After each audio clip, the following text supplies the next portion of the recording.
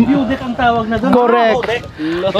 Nako, seas and rivers, bless the Lord. Yes. Mountains and hills, bless the Lord. Well, Beautiful. we're here. Dapat ay purihin natin ng Diyos. Ang ganda. Nakikita natin dito. Father, masyado ako na-amaze.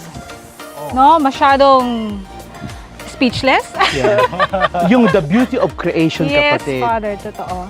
May dagat, tapos may... So, fathers, maaari niyo po bang sabihin kung nasaan tayo ngayon? Ba't nasa taas tayo? Correct. And look at our background. Mabuhay Pilipinas and hello to the rest of the world. Welcome to your companion in looking at the church, the world, and the society from the consecrated point of view. This is your kahabit, Sister Maria Clafet Transio-P from the Dominican Sisters of the Most Holy Rosary of the Philippines. Join us for your weekly dose of inspiration and information straight from the consecrated men and women in the Philippines. I am your kahabit, Father Toots Banafe of the Order of Carmelites. And we are The Habits!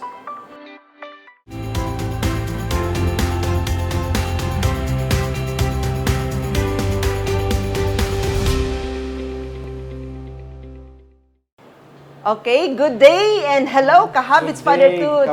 Kahabit, Sister Cleofe. O ano, hindi ka nakasama sa Podio Kaya nga na-miss ko yun. last week. Naku, ang sarap ng dagat, kapatid, at ang view. Naligo ka. At syempre, naligo ako. Marunong at ka saka lumangoy. ang mga kasamahan natin. Siya marunong ako lumangoy. Ikaw? Hindi. Pero, Yung nakakalungkot. pero ang kapatid, maganda. May bisita tayong host, si Sister Christine May, SFIC. At napaganda ng Renewal Center ng mga Franciscans. Oo. Balik tayo doon, ha? Ay, siyempre. Kailan? Ay, wag na muna ngayon. Alanganing oras eh. Gabi na ngayon, Oo kapatid. nga, oo. Mukhang gagabi na. So, Gagabi. Tapos pag-araw. mahabang biyahe Oo. po yun. Pero Sige. napakaganda pong lugar. So, visit Yes. niyo po mga kahabis. Kasi napunta ka din doon.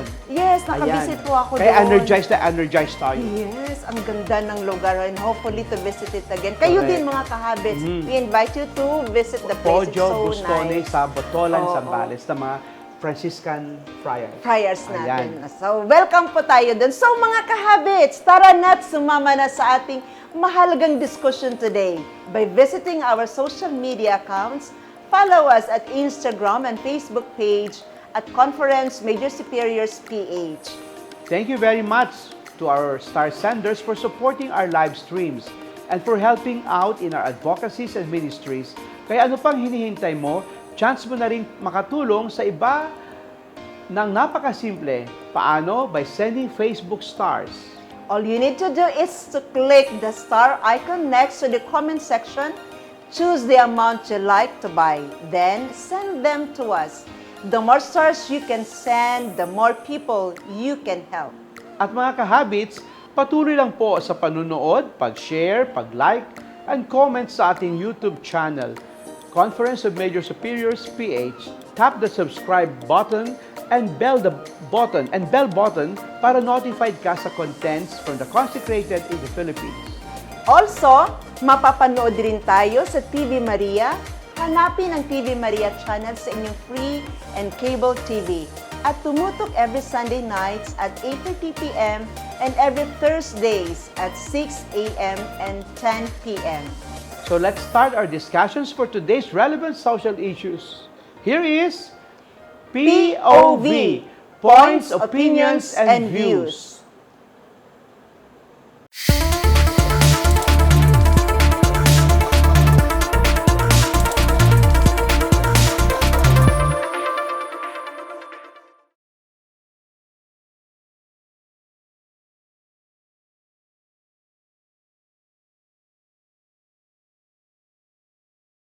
Eleksyon 2022 na. Ilang araw na lang ay iluluklok na ng sambayanang Pilipino ang ika-labingpitong presidente ng Republika ng Pilipinas. Ilang buwan mula ngayon ay panibagong pamahalaan, panibagong pamamalakad ng ating masasaksihan. Handa na ba tayong pumili ng isang pinunong karapat-dapat para sa kinabukasan ng ating mahal na Inang Bayan? Upang matulungan tayong magnilay sa kasalukuyan at maging sa hinaharap na pagpamumuno sa bansa, narito ang ating guest panelists for today.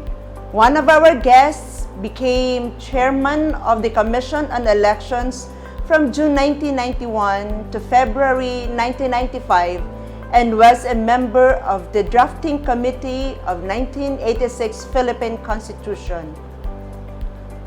And our other guest is a woman, the Vice Chancellor for Academic Affairs of the University of the Philippines, Manila, the Executive Director of the Philippine Human Rights Information Center or PhilRights, a human rights education and information center, and she is also the chairperson of the Philippine Alliance of Human Rights Advocates, or PARA, and a member of the Executive Committee of the Asian Forum for Human Rights and Development, or Forum Asia. Let's welcome here in the habits, Attorney Christian S. Monsod and Dr. NYMIA Pimentel Simbulan, as they share their points, opinions, and views in our episode today titled Piliin Pinunong BAnaYANI. Ayan, welcome Hello po. po and Good day welcome. po, Good Attorney day po. Christian and Doc NYMIA. Good Okay. day. Hope you are all fine po. Parang you look really healthy and well. Ayun, let's start po. Attorney Christian and Doc NYMIA.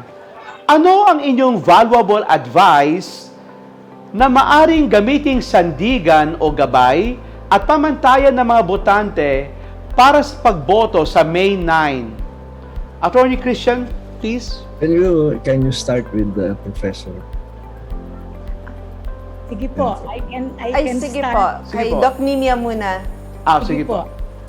Actually, I have several standards or basis in the selection of candidates for the May 9 national elections. Pero I'd like to focus on 3 standards or basis. One is track record, no? Track record of the candidate when it comes to public service, and that can actually be gauged by what are the different positions in government that he or she has occupied or has served. That will also include track record in governance, no? Particularly the decision-making style, no? Or process being followed by the candidate while occupying the different government positions. And the third track record would be, I would like to state, would be people's skills. How is that particular candidate able to relate to other people, particularly the vulnerable and the marginalized, the middle class, as well as the elite? That's the first criterion rather. The second is integrity. No? Integrity both as an ordinary citizen and as a public servant. No? So that can be measured or that can be gauged by kung meron bang mga kaso na na-file sa kanya, lalong-lalo na cases of corruption, no? Cases of cases related to his integrity as an individual, as a citizen. And the third measure would be program of action. No? Program of action, to me, can actually be gauged or established by one, yung debates, participation in debates, to be able to find out exactly how much does the candidate know about various national and global issues, how are those issues interrelate, how is she or he able to interrelate or see the interconnection of the different issues. It can also be gauged by the speeches of the candidates in rallies, in campaign sorties, and as well as responses in his or participation in interviews. No? So, yun po yung tatlong gusto kong bigyang diin o i-highlight. Nako, thank you, Doc NYMIA. Now, may we hear from Attorney Christian. Well, actually, I agree with the good professor. I just would like to add number 1. I'm looking also for the virtue of courage. We need courage. We need radical social change. We need people who are willing to speak out and to walk the talk. And that's the kind of leader we want. Number two, I'm looking at how that person has lived his or her life, because the Constitution talks about leadership, about government officials, and one of the things the Constitution provides is that they must lead modest lives. Well, let's say, how do they live? How do they live their lives? And the third is that they have the marks of a servant leader. Because in our Constitution, sometimes we get it wrong. The principals are the people, and the government officials are our agents. And we choose our agents and not the other way around. And that's why it's important that they have a sense of servant leaders. That's my addition to her descriptions or the characteristics of a good leadership. I think we'll talk about that again when we talk about transformation, correct? We need a transformation of leader. Ayan, thank you, Attorney Christian. Naku kapatid, mukhang mahihirapan ang mga kandidato natin, no? Kung makapasa sa mga standards. Tama, no? Tayo ang principals, no? Tayo ang sovereignty nasa atin. Mamimili tayo ng mga servant leaders, and they are here, they're volunteering themselves. At saka yung mga track record, character, integrity courage nila, tapos courage. Naku, sana may panahon pa tayo, mga nakikinig sa atin, mga kahabits natin, at sa mga kapatid natin na mga nasa parokya, mga communities.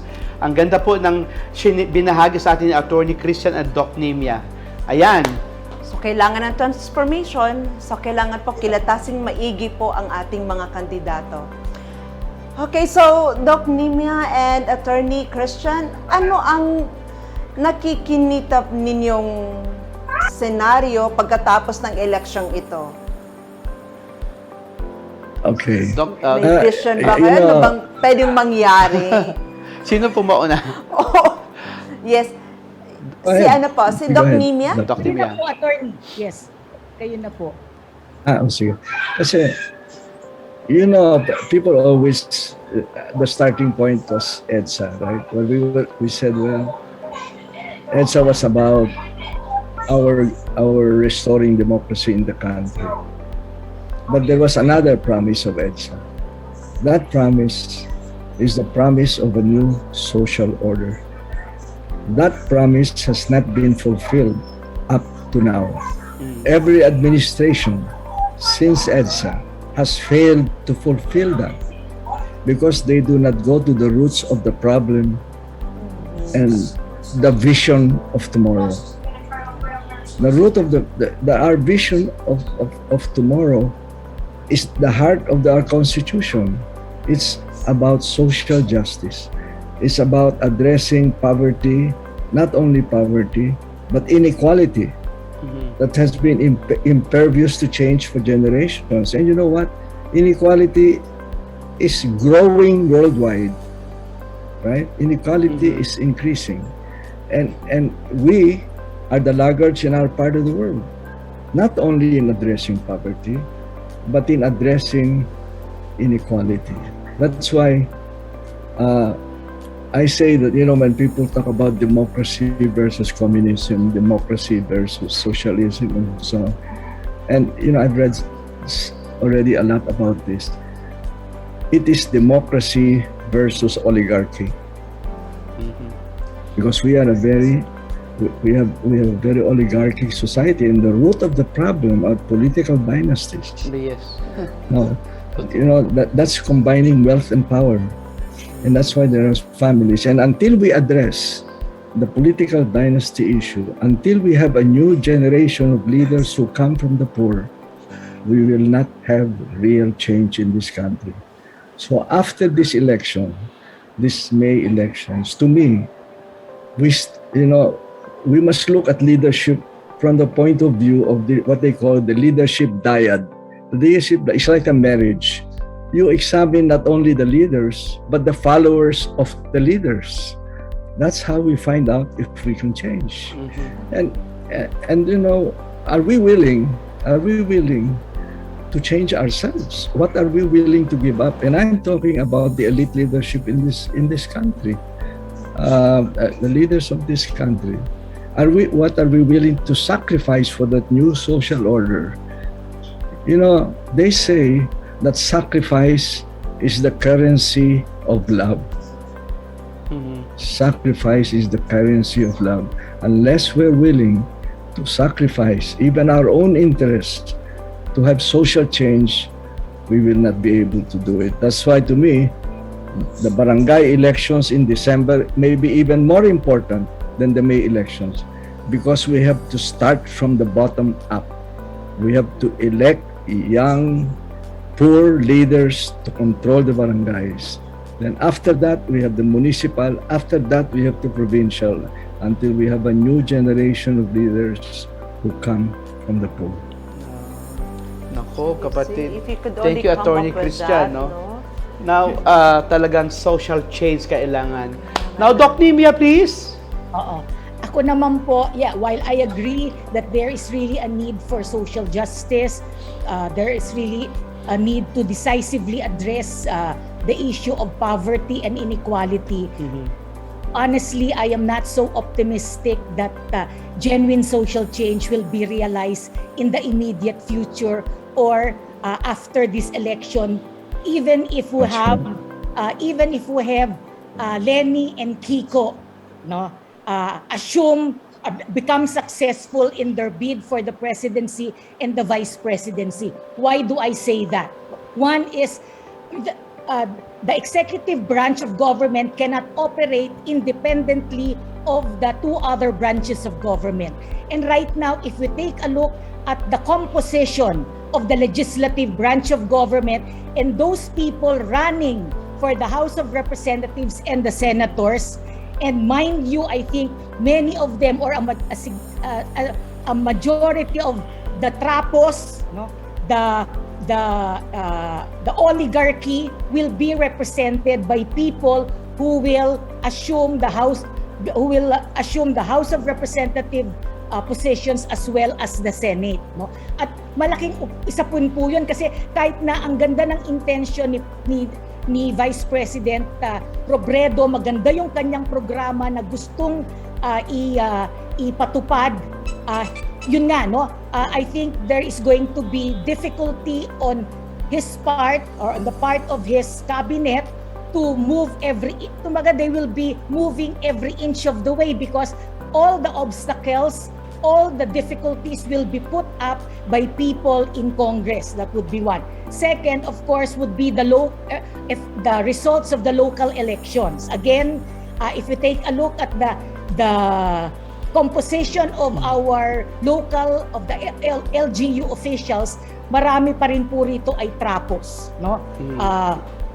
So malaking hamon, no? Malaking problema ang kakaharapin. Kaya sa tingin ko, napaka-importante that the movement, the pink movement that we are witnessing right now, composed of different organized groups from the grassroots up to the middle classes, regardless of who wins the election, will have to be sustained and strengthened. Kasi yun po ang magsisilbing parang maggagwardya, no? Maggagwardya kung ang manalo man ay yung si Vice President Lenny and her team, or much worse, it's going to be the other camp or the other political party.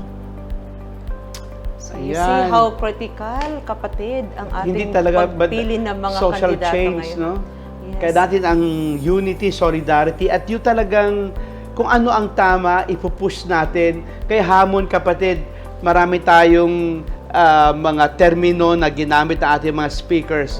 Oligarchy, mga dynasty, elite, dynasty, politics, so although we political have the families, vision, kahabit father trapos, oo, pero nako, kailangan pa rin natin magpakatatag dito. Pero if we commit for change, talagang gagawin natin kung ano ang tama at sabi nararapat. ni Doc Nimia, hindi siya ma-implement o we could have the vision immediately. So Let's be vigilant. Tapos it goes with the gwagwardyahan process. natin. So, kahit papaano nabawasan man lang. Oo, hopefully. So Yeah, yun thank po you ang po. mga babantayan po natin. Yes. So, for Attorney Christian, Attorney po, napabalita kamakailan na ang Sri Lanka na nabangkarote ang pamahalaan at pinuno ng halal na Prime Minister na kanyang makamag-anak, pinuno ng halal na Prime Minister na kanyang makamag-anak ang key position sa gobyerno. Ano po ang mga nararapat na gawin ng mamamayan para hindi humantok ang Pilipinas sa kagaya ng Sri Lanka? First of all, I think we have to change the kind of direction of our economic policy. Kasi, that trickle-down economics, that rising waters raise all boats, yung globalization, deregulation and all those have not really worked. And they were instrumental doon sa inequality that's in the world today. So, see what happens. Ito ang nangyayari. There is a French economist who summarized it. Maganda yung summary niya. Sabi niya, when the rate of return on capital is higher than the rate of growth of the economy, there will be more and increasing inequality. So we have to review this. We have to review our economic policies. What exactly are we doing? And the business community, for example, always tell us, we need foreign investment to come in. Right? And, okay nga yan. Pero if you look at history, the 4 Asian tigers did not need foreign direct investment to grow. It was from within. Diba? China, Korea, Taiwan, and Japan. Those are the 4 tigers. And our foreign direct investments, siguro at most 10%, 15%, it's not there. It's the quality of the investment. It's also the effects. I'll give you one example of wrong policies. Mining. Right? We invite mining and we say, boy, we have natural resources and so on. But the mining sector said that it will give employment, it will increase GDP and all that. But they export the ore without any industrialization on our part. Export the ore. Right? Number 2, they don't talk about yung tinatawag na externalities of mining. Yung effect on climate change, yung effect on the environment, on the effect of the poor. Remember that the indigenous peoples before Spain and the United States came in, owned all of the land. And then the Christians, together with the Spaniards and together with the Americans, took over the best agricultural lands and drove the indigenous peoples to the mountains. Then mining came, and they went to the mountains. And mining includes forest rights and water rights. Where will the indigenous people go? Who thought about that? Those are what they call externalities of mining. This is not the forum for it because there's not enough time. We can go down the list on these policies, and we will need more than 2 hours just for that. But I'm saying that we have to rethink. The study shows this is Asian Development Bank with Jeffrey Sachs, the economist, and they said, what is the problem in the Philippines? Why are we laggards in the Philippines? The problem, wrong policies and weak institutions, especially the rule of law. Yeah. That's why we're the laggards in our part of the world. Not only on economic development, but human development. Yeah. Okay? So sad. Thank you po, Attorney. So you see, ang ating mga... That's why we have a long road. That's why we have a long road. Kaya tayo long road ahead tayo, okay? Long road. Forget about the short term, we will do this change. I agree with Professor. Forget about that. And I'll say something else. Even if we elect Lenny and Kiko, we need these policies. And even if somebody else wins, you know what? Transformation can happen regardless who is on the top. Look what happened in the pandemic. We had the community pantries. We have those who have helping those who have not. This is happening in our country today. We can build on that regardless of who wins. We wish the right people will win, so we will have an easier time. But it's going to be a difficult, long distance runner task for all of us. Ayan. So, very positive talaga si attorney kung lahat ng Pilipino ganun. Grabe yung mga challenges na sinasabi niya sa atin. Doc Nimia, para naman po sa inyo, ano po ang mga nararapat na gawin ng mamamayan para hindi humantong ang Pilipinas sa kalagayan kagaya ng Sri Lanka? Pero we will hear your inputs po after our short break. So please stay tuned. And while waiting, support our Facebook and Instagram. Conference of Major Superiors PH. Huwag din kalimutan mag-send ng Facebook stars sa ating live stream para mas marami pa tayong matulungang kababayan ngayong pandemya. Also visit our YouTube channel with a new name. Just search the Conference of Major Superiors PH and click the subscribe button. Mga kahabits, just stay tuned.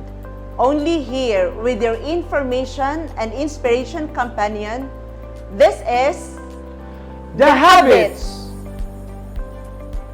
The party list system should be, I think, defined, no? Should be defined, yung parameters set so that there is no, we minimize the room for abuse or abuse of using the party list system as also a way of putting in place traditional politicians.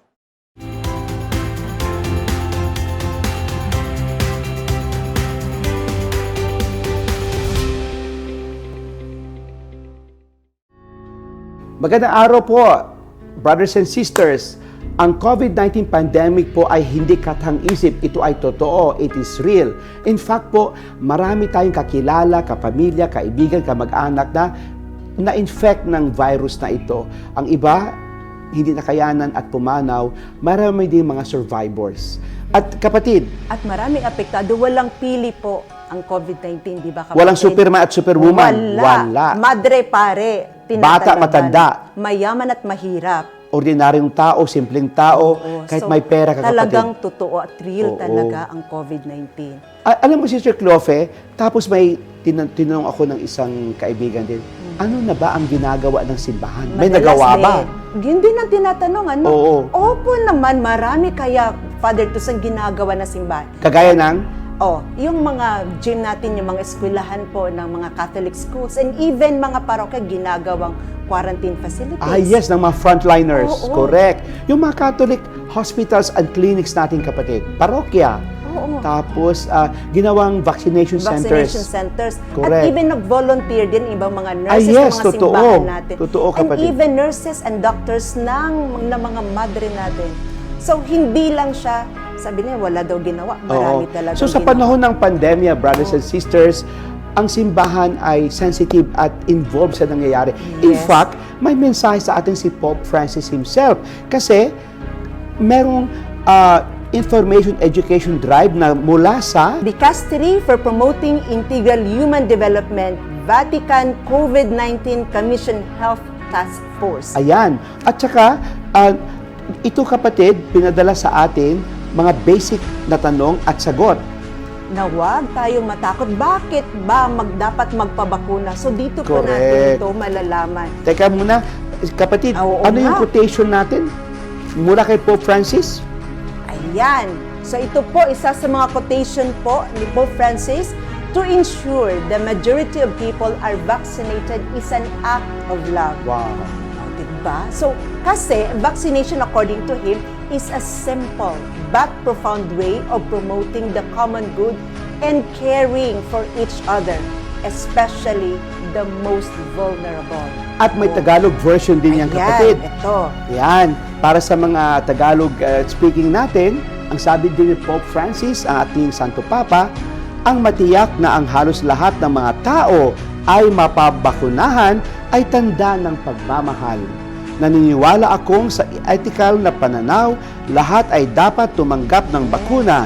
Ito ay isang moral na desisyon dahil ito ay tungkol sa buhay mo at sa buhay din ng ibang tao.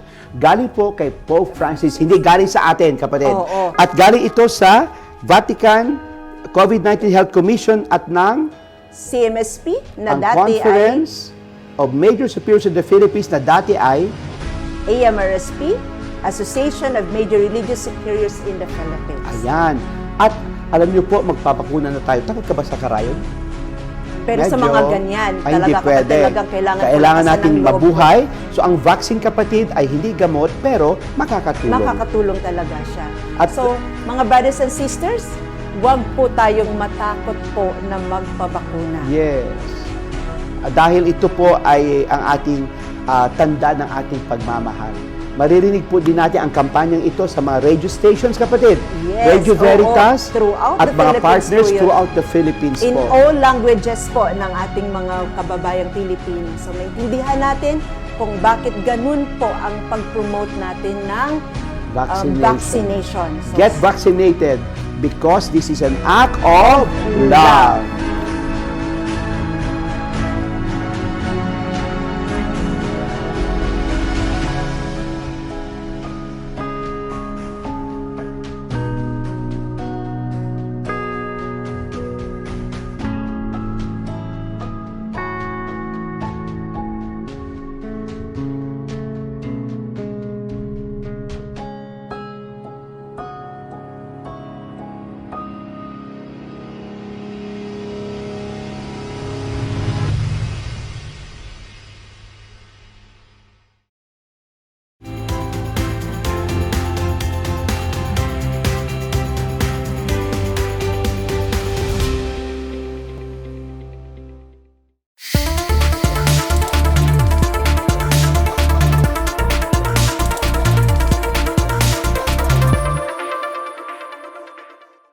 let's continue our discussions here in the habits, and still with us in POV, Points, Opinions, Views, is Attorney Christian S. MONSOD and Dr. NYMIA Pimentel Simbulan. So Dr. NYMIA, kanina we mentioned na nagkaroon ng malaking epekto ang political dynasty sa bansang Sri Lanka. Ano po ang mga nararapat na gawin ng mamamayang Pilipino para hindi humantong ang Pilipinas sa kalagayan ng Sri Lanka?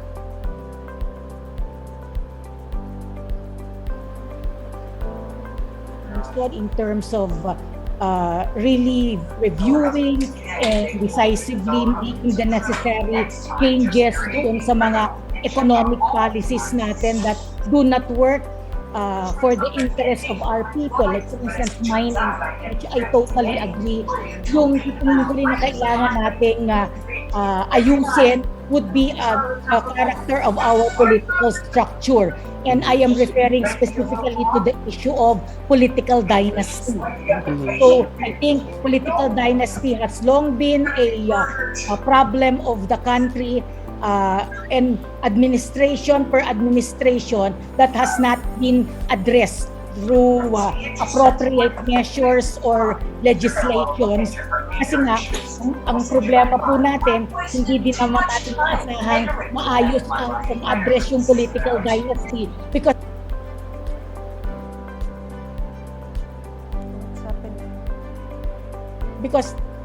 narinig po ba yung earlier na sinabi ko? Yes po, So- yes po, Doc.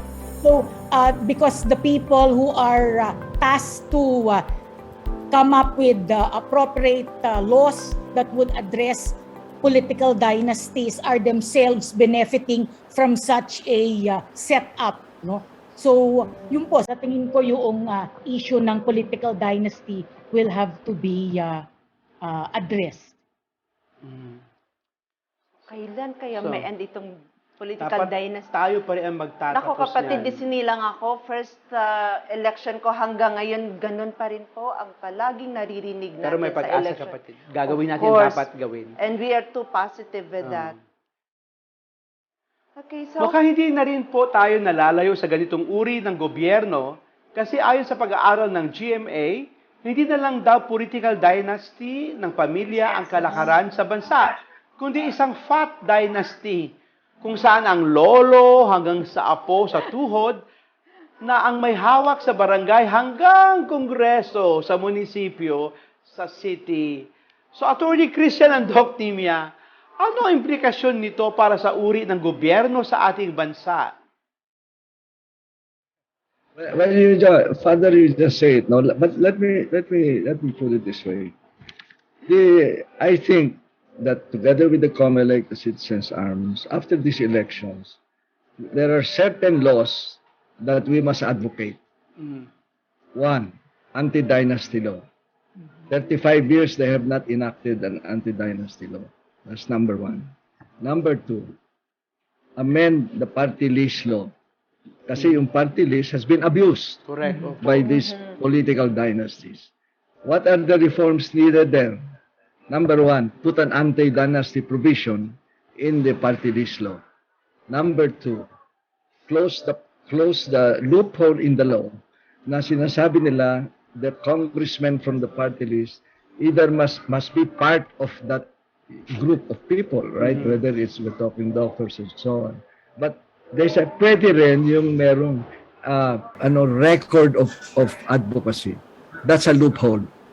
Kasi what happens is you have somebody who lives in Fort Park, an Arroyo who lives in Forest Park, who represents tricycles and in Congress, tricycle drivers and so on in Congress. That's wrong. Then take out the maximum of three. Why? Because party list is a system of proportional representation. Why do you limit it to 3? They should change this because we want to hear from everybody. We want to hear from everybody. Number 3, give the COMELEC power to allocate media, time, and space to levelize the playing field because money is too much here, right, in our election. Number 4, address the problem of warlordism and so-called command votes. The recent study of International Alert said there are 20 new private armies in Mindanao for these elections. Can you imagine? And then within COMELEC, they're quarreling on the gun ban, on who can authorize the gun ban. Well, why don't we ask the COMELEC, have you silenced all these unlicensed firearm in the Philippines? No, the exporting countries to us have a certain number of exports of arms to us.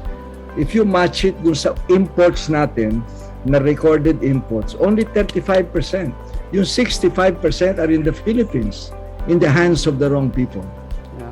What is the COMELEC and the government going to do about it? With the new government or whatever it is. So we have to address all those problems to start at the root of the problem. Is there hope? Well, in 2019, many political dynasties lost in the elections. And I noticed they're running again, no? Estrada, Eleksyon, natalo lahat yan. Mga Turano and all that. Now they're running again.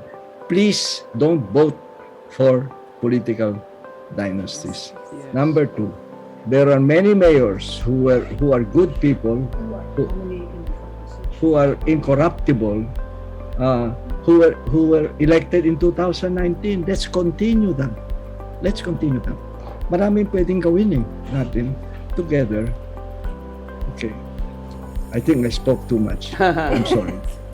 Yes, Doc Nimia. Po, parang dagdag lang, no? Yung particularly dun sa political party list, no? The issue of party list. Kasi the Constitution states that yung party list should be coming from the marginalized sections of society, if I'm not mistaken. Now, I think the definition of marginalized, the way it is now being practiced, has been rather stretched to the maximum. In other words, talagang no? Like for instance, yung there is a party list now on Wi-Fi or internet connection.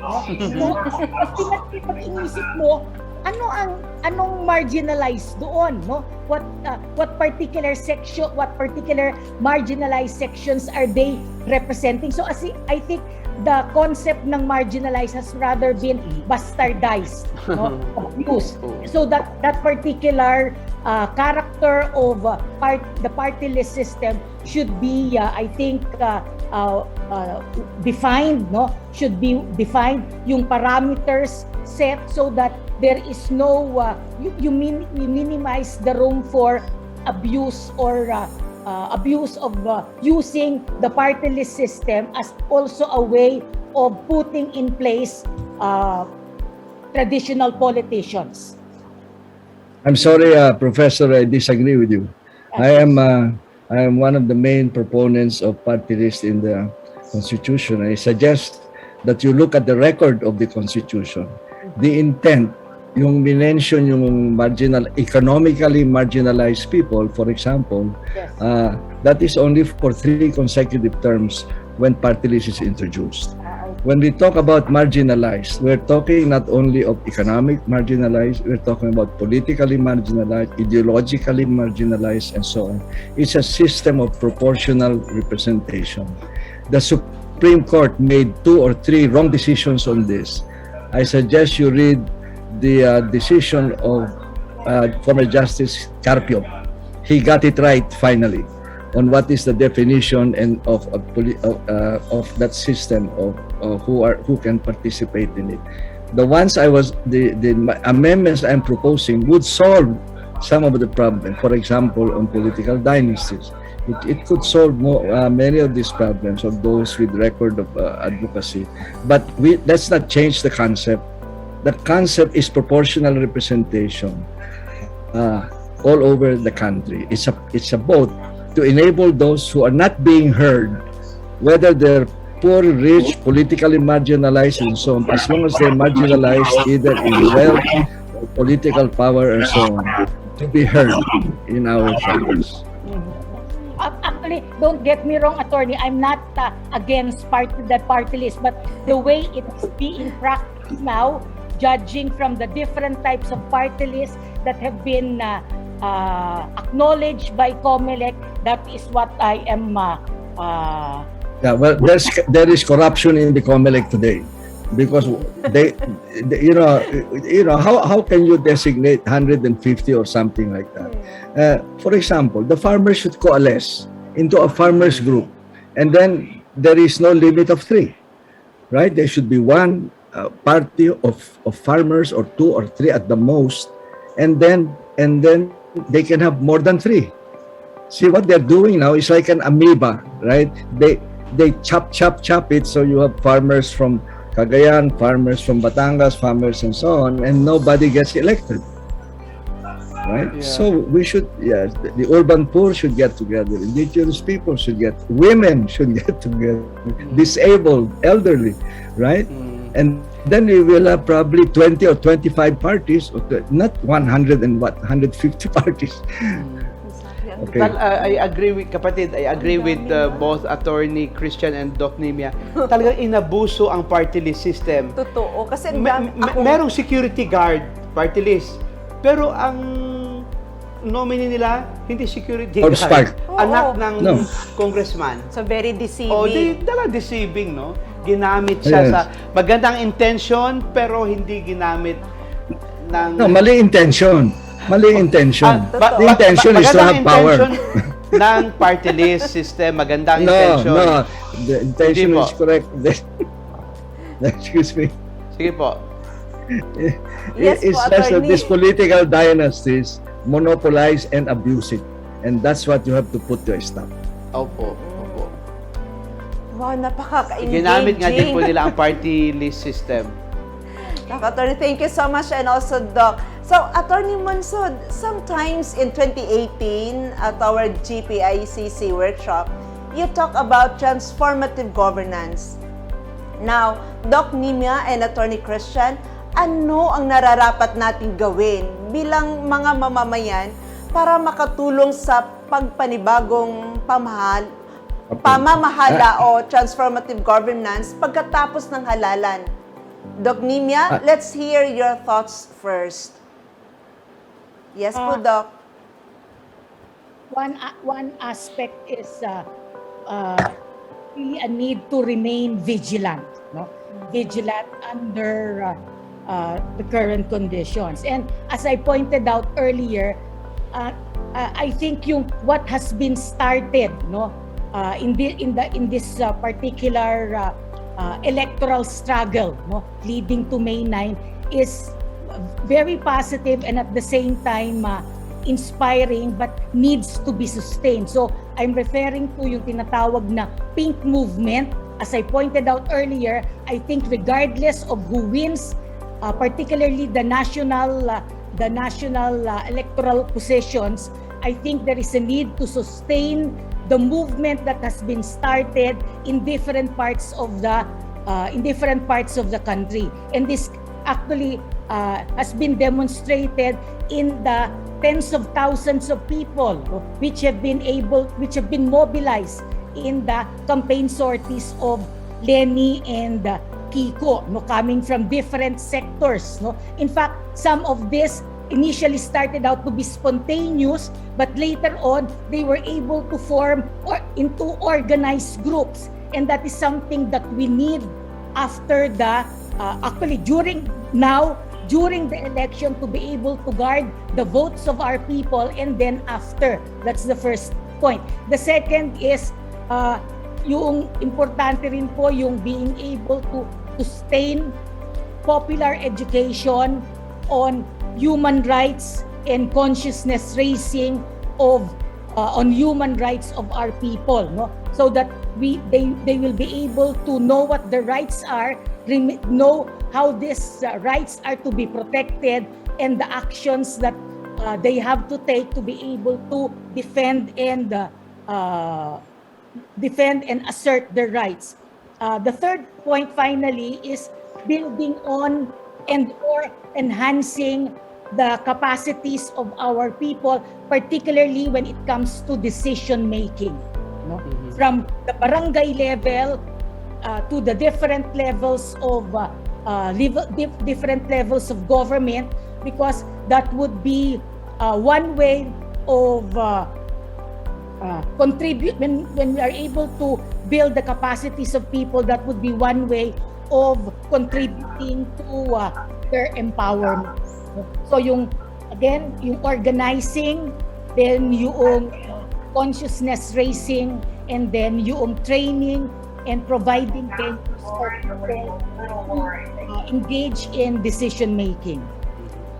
Kailangan natin talagang vigilance kung masisiguro natin ang mga nato. Yes po, Attorney. Attorney Christian? Okay, let me put it this way. Let's have a framework.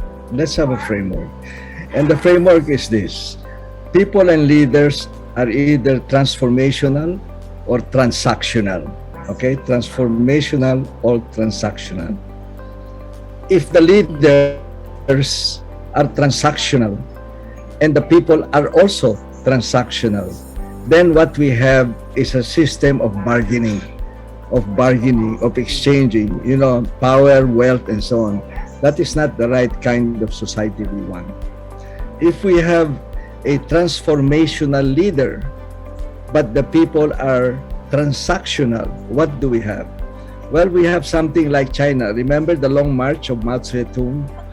And he had followers that went with him. They went to the mountains to change. Then that's what we need. If our leaders are transformational and we, the people, are transactional. Third quadrant. If the people are transformational and the leader is transactional, we have a revolution. Right? And finally, the fourth quadrant is if both the people and the leader are transformational, then we're going to have real change. That's how you arise the framework. So how do we go about that? Number one, because of the new media framework of communication, we have to network. And the church calls it circles of discernment. That's networking, right?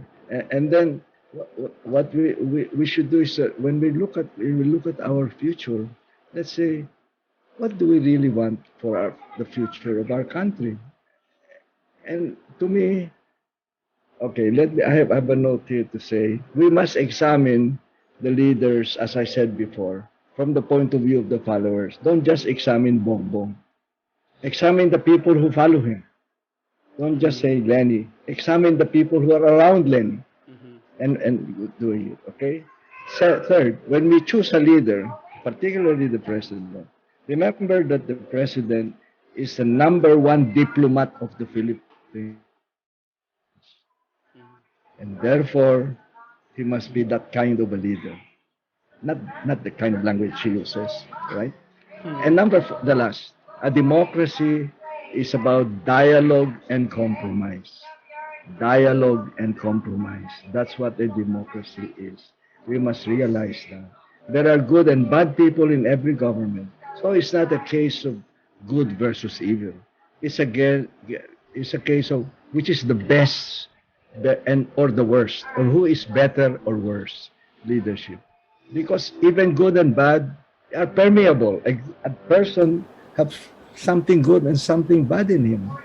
Life is about contradictions, and we have to live with that.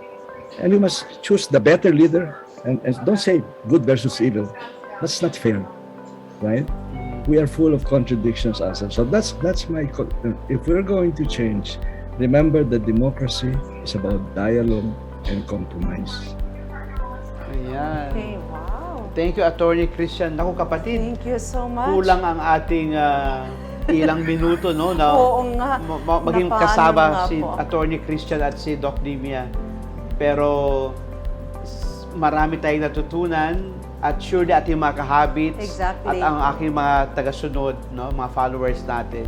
Nako, ang dami po nating inputs na nalalaman ngayon sa kanilang dala. We are so blessed to have them ngayong araw with Attorney and then Dr. Nimia. Thank you so much for those things. Isang wish ko, kapatid, sana ang bagong pamahalaan makikinig sa sharing o lecture ni Attorney Christian at Dr. Nimia. Sana po. Kasi nakakatulong talaga, maraming mga hamon at dapat gawin. Yes po. I think I close with this, right? What we need are everyday heroes. Everyday ordinary people being heroes. That's what we need in this country. We cannot be, you cannot be like all of this, Mother Teresa, Mandela and all that. We cannot be extraordinary heroes. But let's be ordinary, everyday heroes for our country. Bayani. Banal at bayani. Very Christian Yes talaga. po. Ayan. Maraming salamat po, Attorney Christian S. Monsod and Dr. Nimia Pimentel Simbulan para sa napakahalagang panawagan at pagtalakay ng kahalagahan ng gagawin nating pagpili ng isang pinunong banayani, banal at bayani. Muli, maraming salamat po sa inyo. Thank you very much Maraming po. salamat po, Doc Attorney Nimia, Christian and Doc Nimia. Thank you so much. Thank you. Sa susunod po Hanggang ulit. sa uulitin po. Yes. Hindi kami magpapaalam, sa uulitin. Thank you po. Thank you. Ayan, Ay, mga nako. kahabits, Sister Cleofe. Mga kahabits, parang speechless ako. Oo. Ako, kapatid, kung ako, ang take home ko, anong babaunin ko, marami akong natutunan. Of course, mukhang ang iba alam na natin to, political dynasty, transactional leadership, governance. Pero parang nakukonsensya ako sa mga reminder sa akin ni Attorney Christian Monsod at ni Dr. Nimia Pimentel Simbulan. Kaya ang hope ko talaga na we will have a better Philippines, iboboto natin ang mga karapat-dapat na talagang totoong lingkod ng bayan. Yun ang hope ko talaga, kapatid. Ikaw? Totoo yan. Hindi ako hopeless, gaya ng Oo. sinasabi. We still have hope, particularly kalapit na po ang natin ng eleksyon. So doon po tayo makakabawi. Maraming taong nagbibigay sa atin ng input sa papaliwanag, ano dapat natin gagawin. So sa atin na pong pagdesisyon kung ano po at sinong karapat-dapat. So siguro ako, I was been touched with the idea or yung binigay na input sa atin ni attorney, yung regarding baga sa if you want transformation, dapat dalawa. We need to work together, transformative ang ano natin, leader, at the same time yung tao. Correct. And it follows na po yun. Parang, ano ko kapatid, yung sinasabi baga ni attorney kanina na, kung may leader ka, dapat tingnan mo kung sinong followers Correct. niya. So, I associate with Jesus. You would know Jesus is, tanungin mo mga apostles niya, ang mga disciples niya, is he really a good leader? And Yeah. actually, ang pinaka-authentic na political, yung Panginoon natin. Kaya So, we have the values and how are we going to decide kung sinong iboboto natin. Meron na, yung simbahan natin, Kaya hindi malapit ang Good nagkulang. Shepherd Sunday Totoo. na So, maganda yung mabuting pastol, ang So, ang ating dami. model. Oo, Ayan. ang dami natin. Sa mga kahabits, sana po ang ano lang natin, ang hope po natin dito, tayo po ang importante, ang bida sa eleksyon.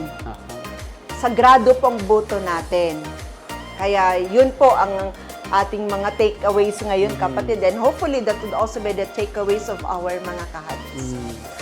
So ngayon naman, kahabits, Father Toots, tanungin rin natin sila, kayo mga kahabits, sa kanilang POV. Turn nyo na para i-share ninyo nasa inyong social media accounts ang inyong points, opinions, and views sa ating episode today. I-share ninyo na rin sa amin ang gusto ninyong topics dito sa The Habits POV. Just follow us at our Facebook and Instagram at Conference of Major Superiors PH. Also, don't forget to send more Facebook stars sa ating live stream para mas marami pa tayong matulungang kababayan ngayong pandemya. Mga kahabit, subscribe now on our YouTube channel, now with a new name, Conference of Major Superiors PH. And also, we would like to thank the Institute of Spirituality in Asia together with our Ockham Fathers for the venue. Thank you so much po. Welcome, welcome. Yes. So again, let us thank Attorney Christian S. MONSOD and Dr. NYMIA Pimentel Simbulan for their points, opinions, and views. Mga kahabits, join us again next week as we explore consecrated life, the church, the world, and the society. This has been your kahabit, Sister Maria Cleofetrans AOP from the Dominican Sisters of the Most Holy Rosary of the Philippines. Thank you very much, mga kahabits, for joining us on our weekly religious routine. See you next week. I am your kahabit, Father Toots Banafe of the Order of Carmelites, signing off from your weekly inspiration and information companion. And we have been The Habits. Bye! Bye! Stay safe! Oh, God bless Philippines Good luck for sa May ating 9 lahat. national elections. Yes po.